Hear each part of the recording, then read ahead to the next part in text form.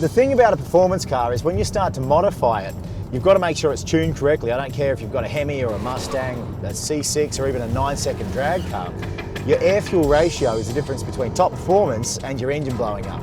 Today we're going to show you the latest in wideband controllers from Innovate Motorsports, and when you check out all its features, it's going to blow you away.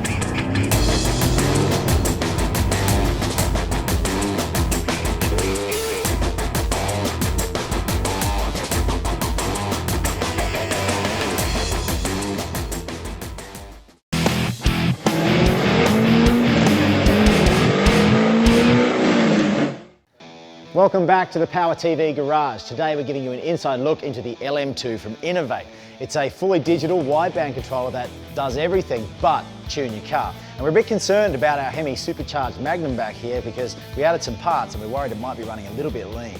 So we're going to give you a preview of the LM2 to help you decide whether this is the right meter for you, and at the same time see if our Magnum is running rich or just right. The LM2 is unique because it features 3 capabilities in one. A wideband air-fuel ratio meter that features lightning-fast reaction times, a full OBD2 scanner that reads and clears trouble codes, and a full-featured data logger that can display log runs on both the device's screen as well as through the LogWorks software. So as you can see, we've got the LM2 installed and configured. What I'm holding here is the LM2 handheld device. It's a multi-function device, as you can see, with a large LCD high-contrast screen. These 6 buttons here make it very simple to use, so easy that even I can use it. So let's take a quick look at the install. Following the instructions, first we welded a bung into our exhaust upstream from the catalytic converter and screwed in the supplied Bosch sensor. Power for the LM2 comes from the cigarette lighter. The OBD2 cable plugs directly into your factory OBD2 connector.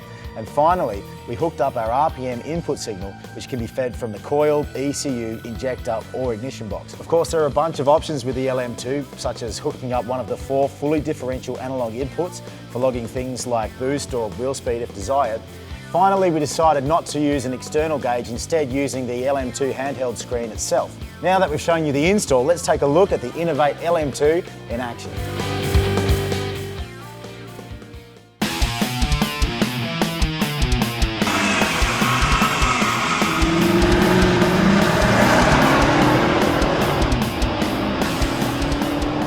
Most people who are going to buy the LM2 are going to do so because it's one of the best air fuel meters on the market. Innovate Motorsports claims that it's the fastest and the most accurate.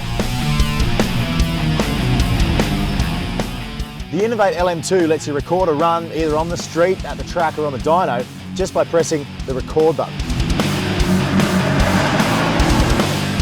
You can see the LM2 screen will invert and it'll display a little R in the status bar down the bottom. If I want to stop the recording session, I just simply press the record button again and we've got the whole run saved. So let's head back to the shop and see how we went.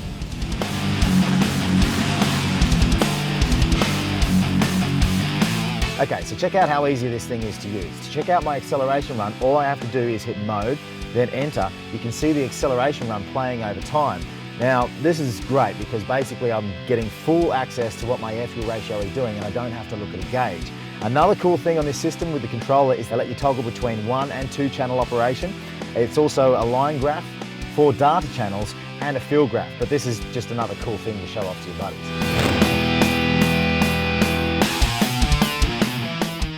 As an ASE certified mechanic, I know how important the OBD2 onboard diagnostics are for troubleshooting.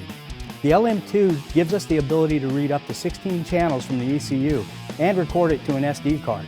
Not only can we troubleshoot with the LM2, but we can get valuable data from the sensors like coolant temp, spark advance, and air inlet temp, and then you can cross-reference this against the air fuel and RPM in the LogWorks software.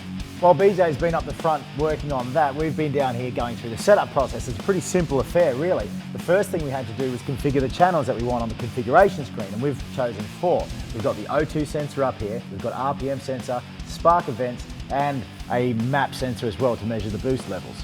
Now check out the log trace of the OBD2 data. You'll want to reference your LM2 instructions here because the logging capability of the LM2 allows it really to be a powerful resource. Now, we also discussed reading and clearing DTC codes or trouble codes. This is as simple as choosing OBD2 on the menu and selecting Get DTCs. If there are any error codes, they will be displayed. To clear them, it's as simple as choosing Clear DTC codes. And that gives us a full OBD2 scanner in our wideband for no extra dough. The guys at Innovate have got a complete step-by-step manual on how to do Logworks, but in essence the way it works is it allows you to review your data either by time or RPM on any Windows-based computer. Now, rather than going into all the capabilities of this system, what we want to do is show you a few screenshots of how you can review your data from a logged run, including the OBD2 parameters. Now, this is typically the kind of depth that you'd see on a $2,000 data logger, but not anymore. So now hopefully you understand a little bit more of what the LM2 is capable of.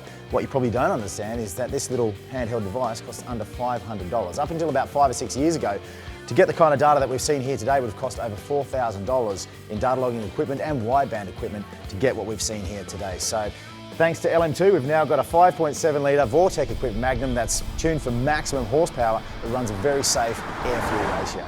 Till next time, my name's Bucko. Thanks for watching Power TV.